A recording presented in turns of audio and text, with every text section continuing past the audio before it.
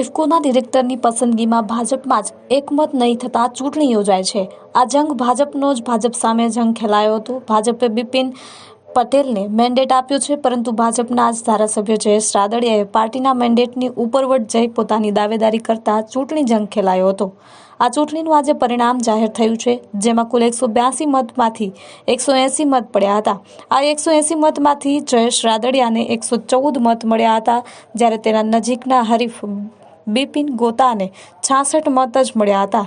ત્યારે જયેશ રાદડિયાની જીત થઈ